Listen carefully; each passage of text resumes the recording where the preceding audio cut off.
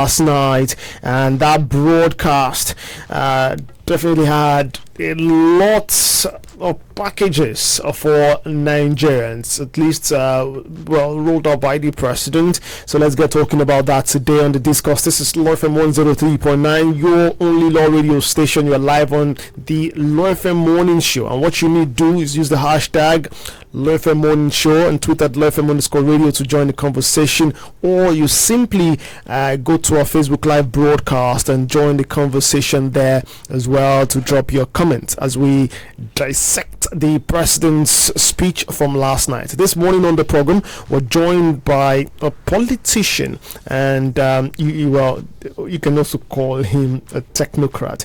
A guest today on the show is the former vice presidential candidate of the African Democratic Congress and Speaker of the African Union Ambassadorial Assembly, Ahmed Buhari. Good morning to you and welcome to the Law FM Morning Show.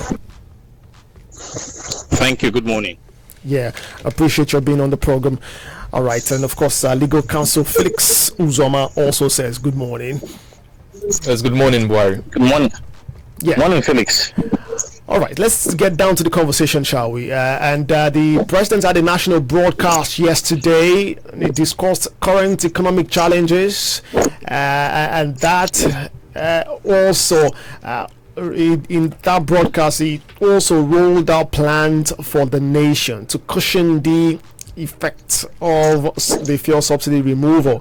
Brian, let's begin first by asking your opinion of that broadcast. We've had several precedents and moments when Nigerians call for succor to several pains they're experiencing, address the nation, whether directly or through statements from their aides and media. We've seen several statements, we've had several speeches. What do you make of that of the President Bola Ahmed Tinubu yesterday?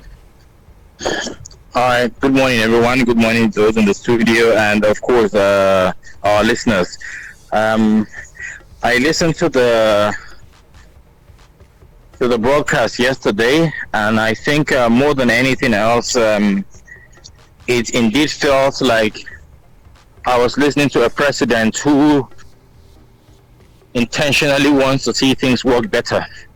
And even though some of the policies are not new, even though they're already in existence, I did see sincerity of purpose in trying to see that he succeeds. And now this is one thing that is important for us to understand. As Nigerians, what is primary for most of us is a leader that can feel our pain before we start talking about how he wants to resolve the pain. It's also important for us to acknowledge the fact that the only there you go. The only way you can get the people working with you with regards to your plans and your policies is to first of all win their hearts and tell them the direction you want to go to. Now, this is something we did not experience in the 80s of the Buhari's administration. We were left guessing, we were left procrastinating, and we had representatives of the government who, in all honesty, did not help us feel the pulse of the government. Having said that, I did hear critical things that excited me, like how much we're going to be divesting into other areas of the economy to see if it's going to give it a boost. No doubt it's going to help. But one crucial thing I did not hear about yesterday, which for me is very vital for the survival of any policy, any economy, any government, or any people, is that data management systems have got to be adopted. Data management systems have got to be analyzed. Data management systems have got to be employed to help them on accountability, transparency, efficiency, and good governance. If data is not in the mix of all of these conversations, then indeed we're going to be carrying a lot of funds pushing into places that we may not be able to account for.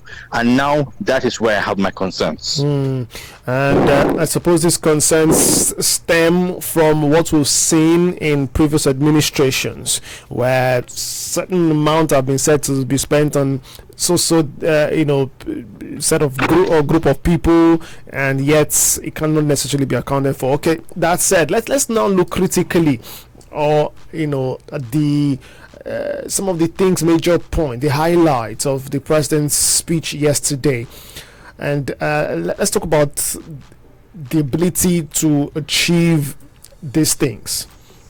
One is 75 billion naira to fund 75 enterprises with 1 billion naira credit at 9% interest. And maybe we'll just join that with the next, which is 125 billion naira for medium and small businesses. That's split into two: 50 billion naira as conditional grant to 1 million nano businesses, and 50,000 naira each to 1,300 small business owners in each of the 774 councils across the country. What's your take on this?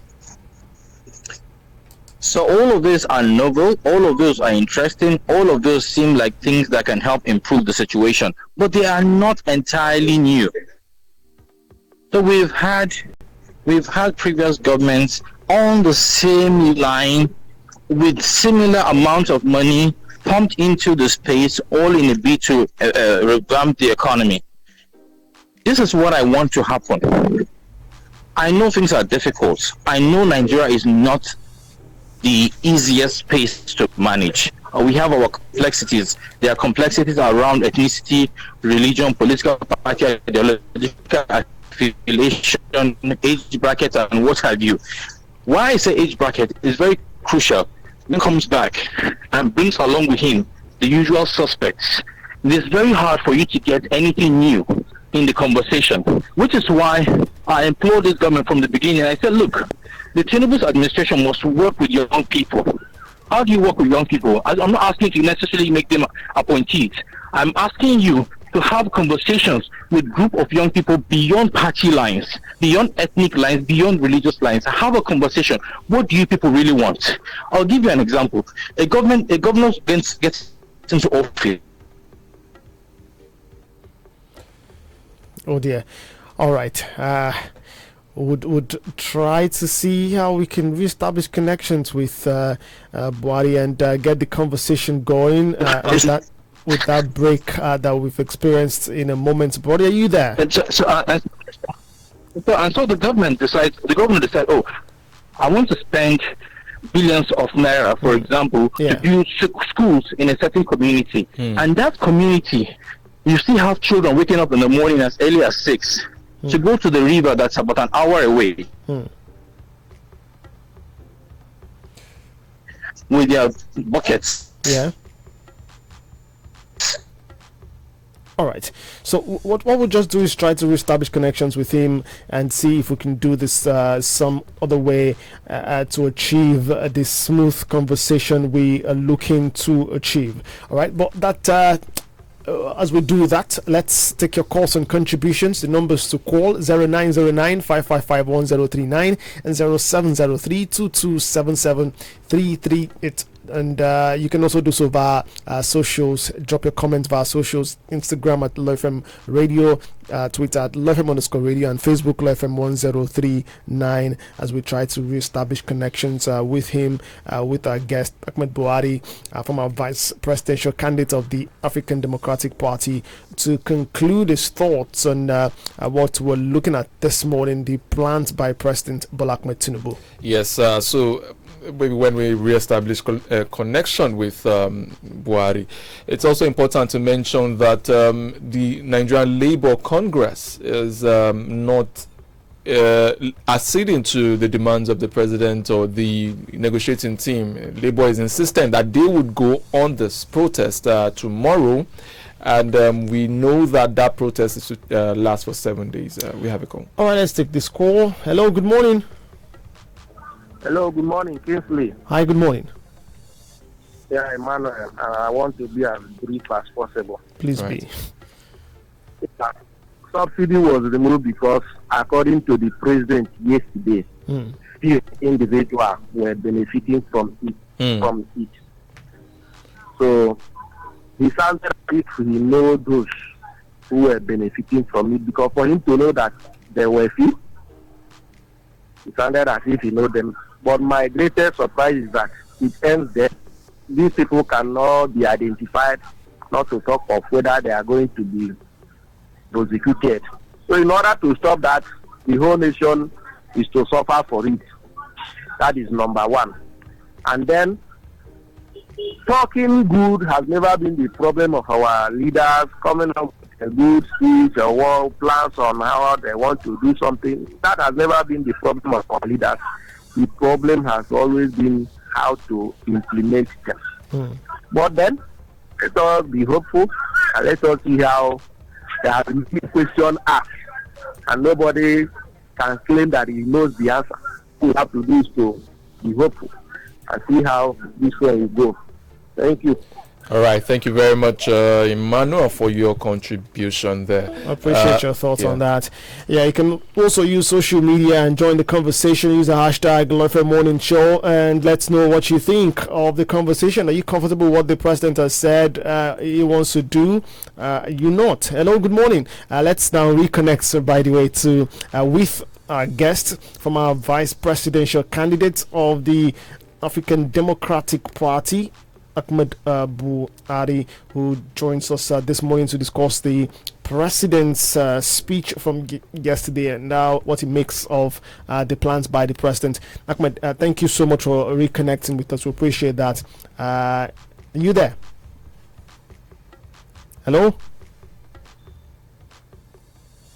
Hello, buddy, can you hear me? All right. Let's try to reestablish connections. We're trying to do this, some other way virtually, so that we can get to have a very smooth conversation this morning, considering the nature of network experienced so far. So several things mentioned by the president. Yeah. Hello. Okay. We difficult to hear you now, but let's see how we can make this work a lot better so that we can have a smooth conversation this morning. Keep them calls coming in 0909 555 1039 and 0703 2277 again 0909 555 1039 and 0703 2277 338 are the numbers to call. Hello. I can hear you clearly. All right, great. That's fantastic. Alrighty. So you were trying to make a certain analogy of the creation of or construction of schools in an environment where the kids have to travel miles to get water.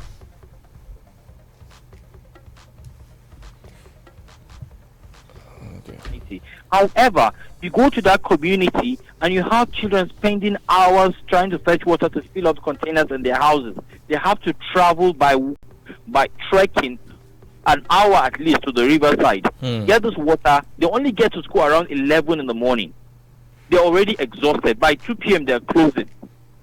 They go back home and they get those containers again to fill up the containers at home so that they can have evening activities happen in their homes.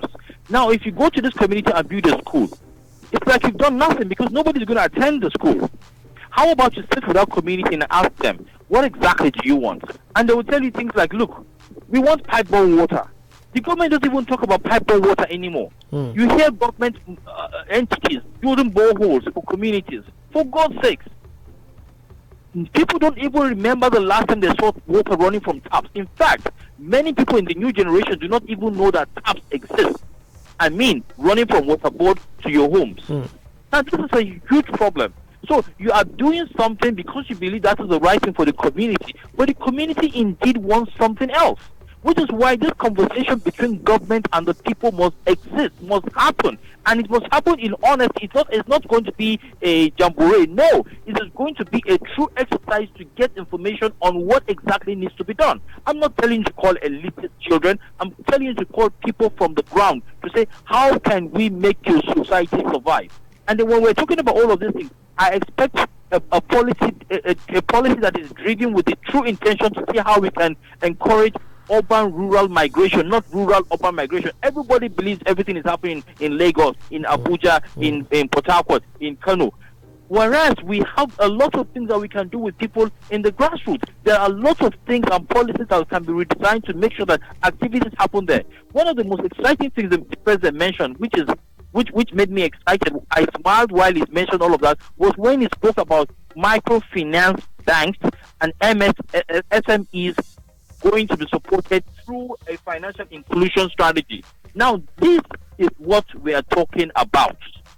We would have to create people and entities that are already in place to see how we can bridge knowledge gap so that those people in those rural areas understand exactly how they can manage their money.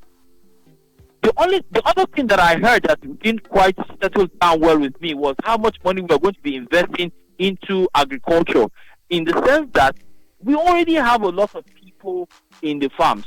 We already have a lot of output from the farms. We have a lot of people engaging in mechanized farming. Even though the government still thinks about this thing from a peasant farmer's perspective, I would expect that the president would have been talking about how we can invest those monies in ensuring that the entire value chain of agriculture is being properly developed, so that we can have off-takers that meet these farmers right from the farm, right from their point of harvest.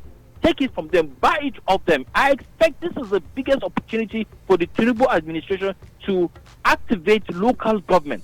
If we're talking about local government autonomy, it doesn't stop at that. How do you engage them? Now, these farmers would have to register with the local government so that we know exactly where their farms is, so that they inform the local government at the time of their harvest, so that off-takers will be government. Government will now become the link between these farmers' produce and the buyers, whether locally or internationally, or designated areas where we will go for our preservatives or our storages or our processing or our packaging, whatever the case might be. This is where the government needs to come in with full force. So not giving people money to go and buy tractors right now. So you're saying essentially that government is doing, the Tinubu administration is doing the same old thing, and do you believe this will not yield results? You know, I like some of the things that I heard, like I said. I accept some of the things that I heard would work. But the only thing that I didn't hear that will make all of these things connect is data. Now, this data has got to be collected, collated, and let us understand. In fact, yesterday, while he spoke, I expected to see graphical representation of how all of those things will be activated in the different parts of the country, and then we see them turn from red to amber to green, you know, showing us how the process and the progress would happen with time, so that Nigerians know, okay, fine, so if you are saying that all of what you have just mentioned is from now till February, or is it March, I heard, 2024, okay, so is it the same amount of money you are going to repump from April, or is it going to be reduced, or is it going to be increased based on the indices that you are projecting? These are now we have gotten to the point that we want to understand it from that perspective. We don't want to just hear it. We want to see how it's going to manifest. All right, perhaps maybe when you talk about data, Buhari, you have to also consider the president's recent executive order. The president recently signed 4 executive orders, which I'm sure you are aware of, including suspending the 2023 Finance Act, deferring the date of its commencement from 28th of May to the 1st of September. Don't you think that would have come by way of data from the Manufacturer Association of Nigeria and, all the other stakeholders in that industry? I swear to God, I don't know if it's Felix or Kingsley, but I swear to God, I was really expecting you to tell me, this organization, But Manufacturers Association of Nigeria, really? Let them post the data. We would like to see the data. This is very serious matter now. This is very serious matter. Okay. So earlier we were having difficulties because I was moving from one room to the other room at the National Hospital in Abuja to run a simple laboratory test and hopefully meet a consultant. And after spending about 1 hour 15 minutes in a hurry to see how I can meet up with this conversation that we're having right now, I eventually got to the final office and I was told that the only person that is supposed to be consulting with me right now left the hospital 2 years ago. What? And that he left the hospital and moved to another hospital, but the information reaching them also says that he has finally japa. Now, these are serious times. We can't be joking. I'm supposed to know, right from the time that I activated my HMO, I'm supposed to have known that the doctor that I'm hoping to meet at the National Hospital does not exist. See, I just spent about 2 hours for nothing. If it is a terminal, if it's something that's supposed to kill me, I would have just died because of the frustration. Not to mention the fact that I must have walked about 2 kilometers this morning from office to office, from block to block, just to see a doctor. We must understand that this is not a joke. You can suspend anything, you can activate anything, but we want to see the data. Nobody has accounted for me. We're hearing about families that are living below the poverty line. Do you know how many families are living below the poverty line? Nearly all of us. It's nearly all of us. We're just sugarcoating it and trying to iron our clothes and leave the house in the morning. But indeed, what we're facing is not. In fact, people are tired of explaining what they're facing anymore. We just leave the house with the hope that we come back alive and somehow belly full. All right, but let's also look at other areas from the president's speech yesterday. Perhaps if you had been elected as your party had won election as, president, you would have been the vice president, and most of these economic decisions would have, come from your office. Just recently, the National Economic Council met and they made some decisions, palliatives. In fact, Lagos State government has also announced its own palliative, just like other states of the federation. Apart from the one Kingsley had, reeled out to you, let's also look at another area, which is the conversion of buses. The president says that in the short term, we will ensure that, he said, ultimately the program will further drive financial inclusion and onboarding beneficiaries into the formal banking system. Okay, that's one. I'm looking for where he talked about the conversion of CNG buses, about 100 of them, to transporters, so that they can convey people at reduced prices. Are these decisions not in a way showing that the president listens? The president is, acceding to the demands of Nigerians? Yes, like I said to you, I like some of the things that I heard. Right. Now the next question will be, who are these companies and why are these companies the companies that have been selected? The companies are not listed here. The president I know. I'm just saying, I'm just pushing us forward to understand, to actually ask ourselves, who are going to be these companies? Am I supposed to now quickly start lobbying so that my company, that I have like two Siennas and 4 Peugeot, but I'm friends with one of the people in government. Should I start lobbying so that my company will be called to be part of these beneficiaries of this exercise? Don't get me wrong. It's a fantastic scheme. It's about the implementation now that we're talking about, right. And not to be brutal with the government or at the policies. I would like to see this happen. I would also want us to understand that one of the reasons why things are not working so well is because anytime we talk about these problems, just the way the president mentioned, don't worry, we are reviewing the salaries and you are going to be excited at some point. The moment that announcement was made, my heart skipped, because I don't work with government. I run a private space. By the time the government is going to increase salaries, they're going to be increasing salaries for people that work with government, civil servants, public servants. And when that salary is increased for them, what would happen would be that inflation would kick off immediately.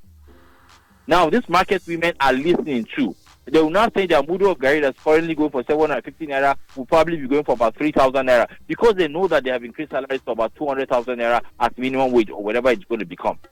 Now, I am saying again, and if the government is listening, what we should be more concerned about should not necessarily be salary incentives, but welfare incentives, which is why I'm not going to criticize the bus services that are about to be implemented, because indeed, when you take a civil servant and ask him, what do you want? What are the 4 major things that can make your life better? He tells you, 1, I want my housing to be assured.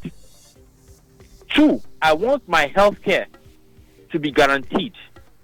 3, I want, subsidized school fees for my children. As a government staff, I do not want my children to be sent out of school for any reason.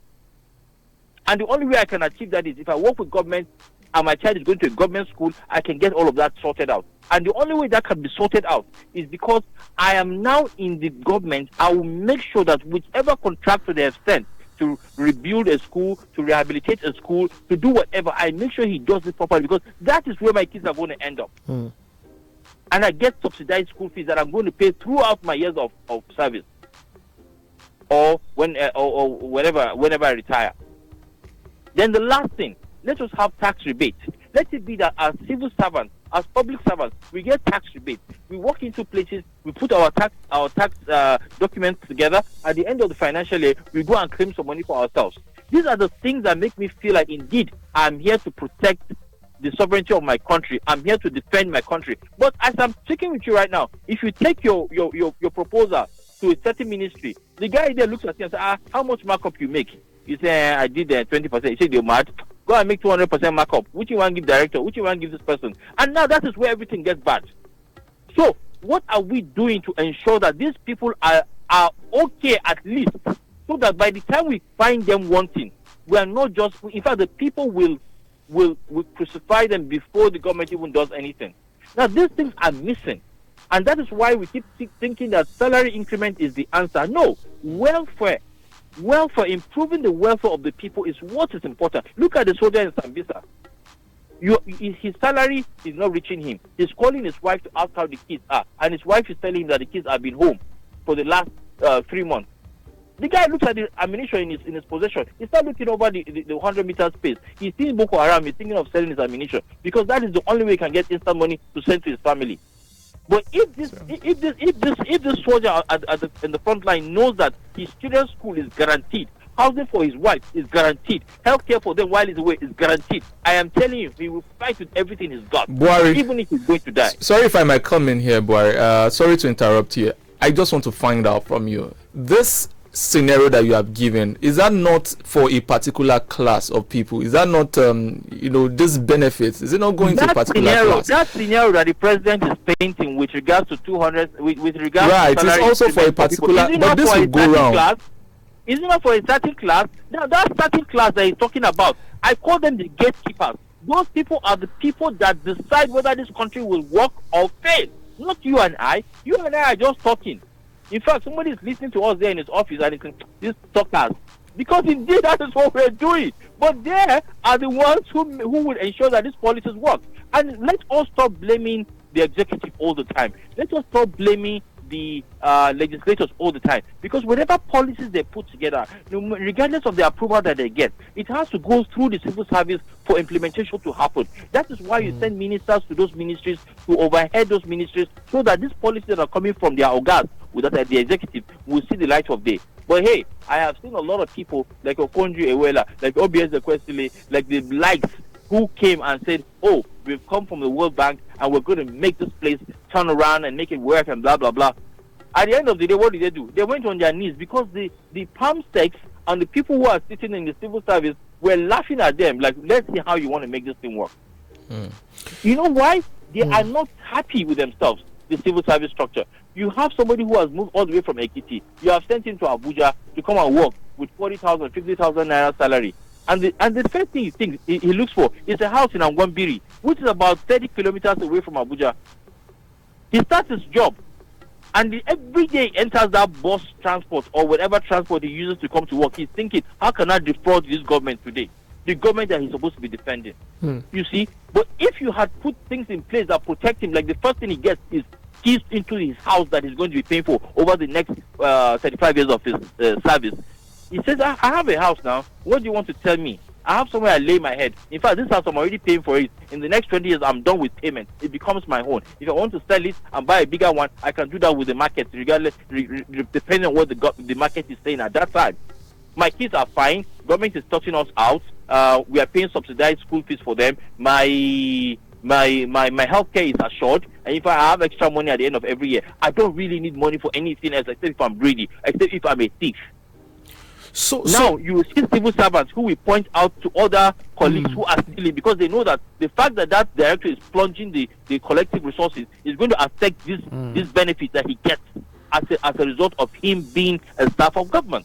Now I want us to understand that these people might just be a 1% of the entire country, right. So they are the crucial 1% that are indeed the gatekeepers that make all of these policies see the light of day. And that spreads, yeah. So you're saying, and this is maybe one of the very few times we've heard this again and again, but there's a unique side to your point of view, which you're hearing maybe I've not heard so much of, which is the fact that if government improve the welfare of the civil servant or of civil servants in the country, this could help curb corruption in the system. Oh yes. Great. You know, it's like an uncle of mine that works in the postal service in New York. He is so proud. Before you say one, he said, I work for the postal service of the United States of America. Why? The guy gets in house. the guy's healthcare is taken care of.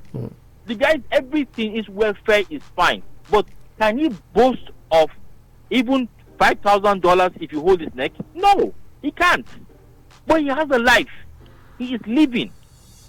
Now, if you come back here, you find directors. When we finally nab a director that has been stealing money, because obviously he refused to share with certain people, so they blow the whistle on him.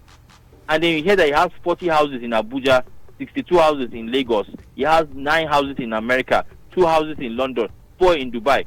The only reason why he's able to do that is because he's a gatekeeper. He owns the keys to this treasury. And you have failed to make sure that he's put in check by ensuring that all the basics that he needs for his survival are available to him. When those things are not available, he starts to think. And then, like I keep saying, I do not want to blame all the people that have stolen in this country. Because if I put money in a safe and I put another one on the floor, the one in the floor is likely going to get missing before the one in the safe. Nigeria needs a proper data management system that can help us improve accountability, transparency, and efficiency. That is the only way we can quickly pinpoint. Go to the bank now. In fact, balance your book as a cashier at the end of the close of business and see if it doesn't balance, if you will not use your own money to balance it. You have not stolen any money. Don't forget, the guy didn't steal. But because he's unable to balance, that means he must have made a mistake somewhere. And he has to fill it up with his own personal money. Otherwise, he loses his job. Why can we not have this in the public sector? Yeah, we've been speaking with the former vice presidential candidate of the African Democratic Congress, Ahmed Buhari. Has been talking to us about the president's plans unveiled yesterday in that nationwide broadcast, talking to Nigerians about what he's looking to do to ensure that you do not suffer anymore, or at least cushion the effect of the pains you're suffering, considering the fact that he announced that subsidy is gone on the 29th of May. So let's come to you, Lagos, Nigeria. You can grab the mic and let's talk in just a moment. We'll come to you and you can start calling. By the way, we've taken some of your calls already. You can grab the mic and let's talk. 0909 555-1039 is the number to call, or you call 0703 2277-338.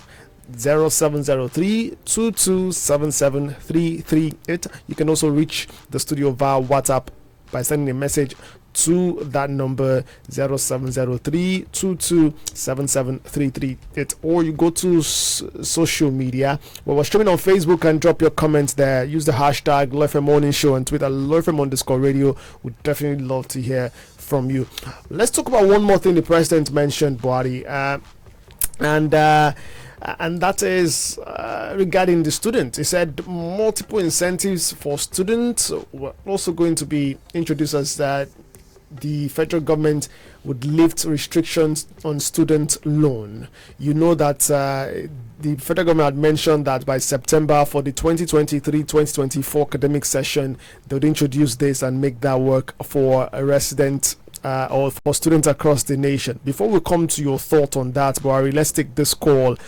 Hello, good morning. Hello, good morning. Bassey. Yeah, good morning. What's your name again? Good morning, Felix. My name is Joel. Hello, Joel. Welcome to the conversation. Yeah. So, first of all, I want to appreciate the guest in the house. Yes, sir. Yes. He said it before. But what I want to ask is that the palliative that they want to share, palliative 8,000. Or just once, because the way we are talking about the palliative sharing money, just as if they want to assist the common Nigerian. Is it a big move? I mean, they will just do it once, and it is because it's a continual process. The government, the economy is continual. Not that it gives people palliative today. Then what about tomorrow? Hello, can you hear me? So Joel, you're talking about the 8,000 naira. Are you talking about the 8,000 naira the president promised? Joel. Okay, so again, let's clarify on that. The president had ordered a review of that. Remember that meeting the vice president had with governors about 3 or so weeks ago when they said, okay, first, we don't even trust the National Social Register done by the previous administration, the immediate past administration of President Muhammadu Buhari. So they had said, we don't trust that. And so we're not going to use that. We're going to go to the state. So there's a review of that entire one. It's more like a suspension of the distribution of 8,000 naira to vulnerable persons in the country. New measures. Hello, good morning. Yeah, good morning. Sorry, I called back. I didn't know whether you guys are hearing me. Yeah, okay, so we're just correcting. Yeah, we heard you. We're just correcting your impression of that. You were talking about the 8,000 naira.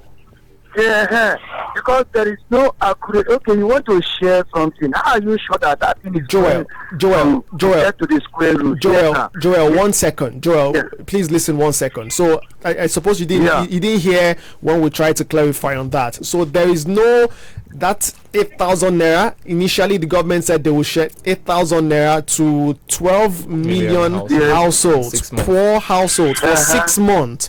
They've stopped that now. They're not going to do that anymore. At least for now. Okay. Yes, they've suspended that. Now, yes.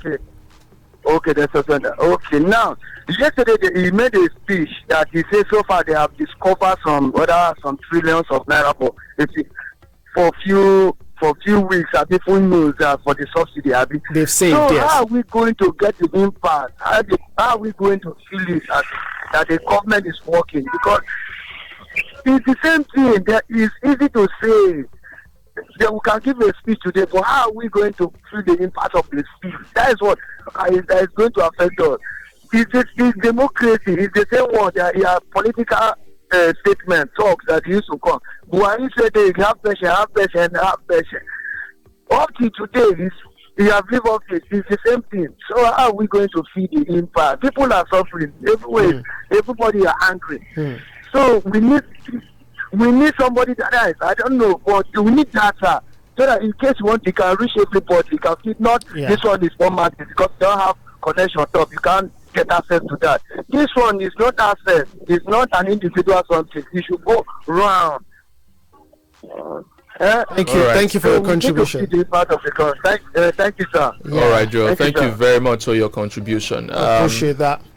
Yeah, so I think he was talking about the amount of money saved from subsidy since it was suspended. Well, it was mentioned that 1 trillion naira, according to President Bola Tinubu, has been saved in 2 months in funds that would have been used for the payment of petrol subsidy. Let's take some more calls. Hello, good morning. Hey, good morning. Good morning to you. Thank you for this You're welcome. Good morning. Welcome, Mazi. Why is the government not talking about fixing the refineries and having good roads can be palliative that will serve people for a longer time. Fixing the refineries will revamp the economy very well. And why are they not saying about slashing the salaries of the ministers, the legislators, and whatever into kids? You bring the rest, the other one into the economy. How much is this costing? How much are they going to? How much is? How many months? Let the economy viable. You can cut this prices, the salaries, and bring it in. Oh, I beg. Thank you. I beg. Thank you. All right. Thank you for your contribution, Mazi. Let's go to Buhari and talk about some of these things mentioned by the caller. Ahmed Buhari is our guest. Is the former vice presidential candidate of the African Democratic Congress. He's been talking to us about this. Two things mentioned, but let's begin with the last one, Buhari, and that is first the cost of governance, right? And then the last caller also mentioned the fixing of refineries. Well, let's begin with the cost of governance. We need to begin to close this session now and talk about first the fact that the Kaduna State Governor, I think it was just last week, yes, just about 4 days ago, when he was swearing in commissioners, 14 newly sworn in commissioners, did say that they should sacrifice by slashing their salaries to 50%, right? Is that something you would recommend to the federal government?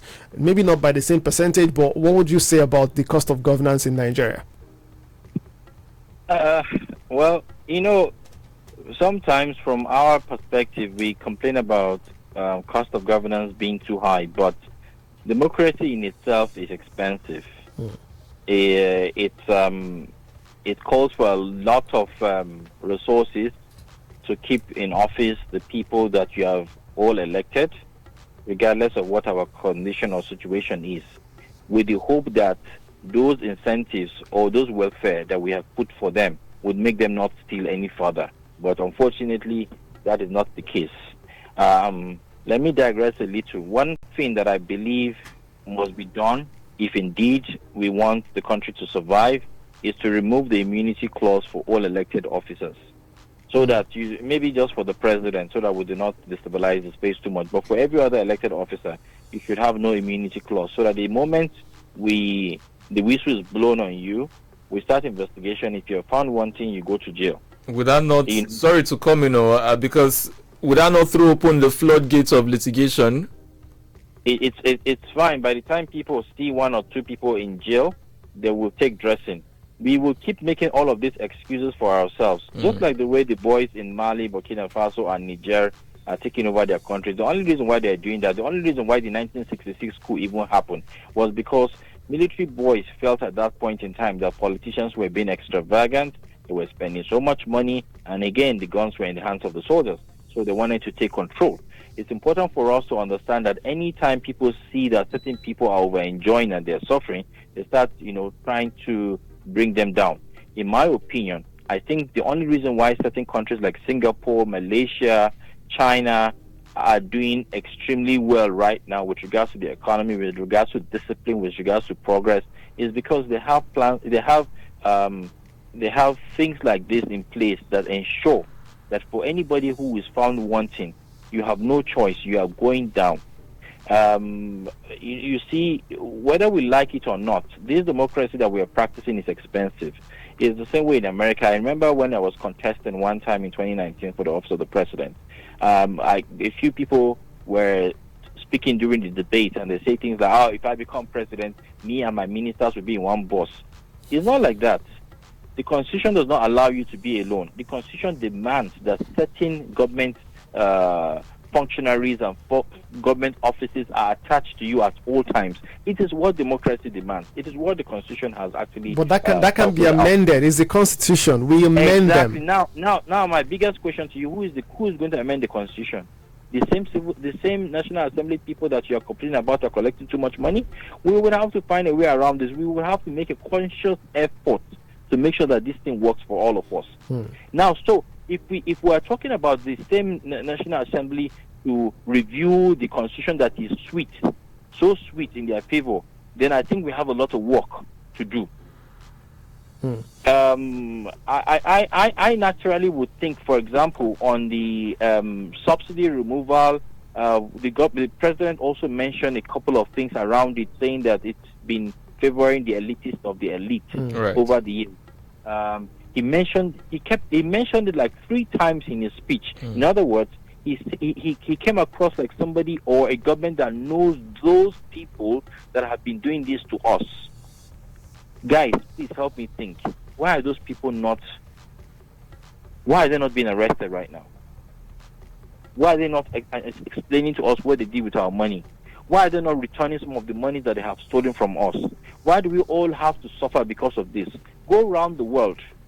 Countries that are blessed always have one thing or the other that they're subsidizing for their people. It's either food, it's either water, it's either petrol. It could be anything. We have to subsidize something for us. We would have to create succor, balance. And again, it goes back to what I said from the beginning. Data. That is the only time you will know who is a Nigerian, who is not a Nigerian, who has come to visit from Niger Republic, who has come to visit from Cotonou, who doesn't want to go back, how long have they stayed, what is their purpose in Nigeria. These are the things that help you govern your space. You don't, right now, I can't even differentiate who is Niger from me. They're even more Nigerian than me, because if you ask us to go and get a certain document that can bona fidely consider whether we're Nigerians, they will get it before me. I'm at work. They're on the street. They're going to get the document. So we have to be ready for this matter. It's a serious matter. It's not a joke. The only reason why those countries are surviving and making headway is because the day you were born, everybody had your social security number. The social security number is what is going to be with you for the rest of your life. The other thing I'm going to tell you about my experience in the hospital a couple of minutes ago. When I was there trying to fill up the form, you might say, you did not fill some parts on this form. Look at your state of origin, your tribe, and your religion. I say, madam, how does this thing affect my blood group? How does this information affect my health? That you know my state of origin, will it make me feel better? No, if you don't want to feel it, don't feel it. You see the problem? I said, madam, we cannot be zombies. If I'm complaining about this, you should talk to your superiors when next you have a meeting. No, there's a suggestion box. Go and drop the letter there. In 2023, in a country that knows that its biggest problems are ethnicity, religion, political party, ideological affiliation, gender, and all of those nonsense, would still insist that on a hospital form, you write your state of origin and your tribe. What the hell? Excuse me. Yeah, language, please. Okay, well, Ahmed Buhari, it's been an amazing conversation with you this morning, and we sincerely appreciate that you've made time to have this conversation, even if we didn't know you were going to be visiting the hospital today, but irrespective of that, you still made time to talk to us. We really do appreciate that, and we hope that you're in good health and get better. Okay. Thank you. It's duty. My pleasure. Right. Appreciate it. Have a fantastic Tuesday, and happy new month. Did you say that? Yeah, happy new month to you. Alrighty. That's our guest on the Discourse today, the former vice presidential candidate of the African Democratic Congress, and also he also sits as the speaker of another body. The man with many caps, you must say. We especially thank him for being a part of the program, and to you too as well for being there. We're not done with the conversation. Let's quickly touch on Industry Hub for you, and then we've still got Social Boss coming up. Do stay here. This is the Law FM Morning Show on your legal frequency, Law FM 103.9, your only law radio station.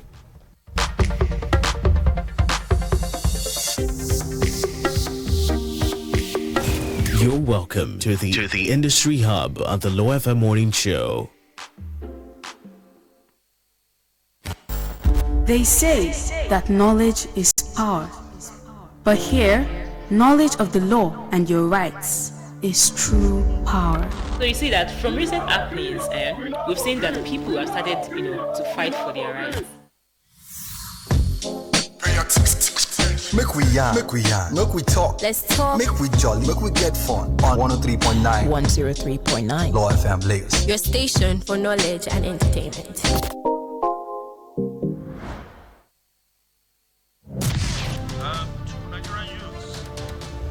will implore you, in addition to your course of study, whether you want to migrate, whether ASU is on strike, acquire 1 or 2 skills. Short skills that will always be relevant.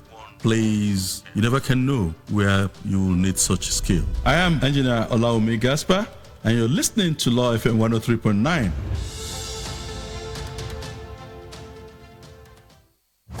You're welcome to the Industry Hub of the Law FM Morning Show.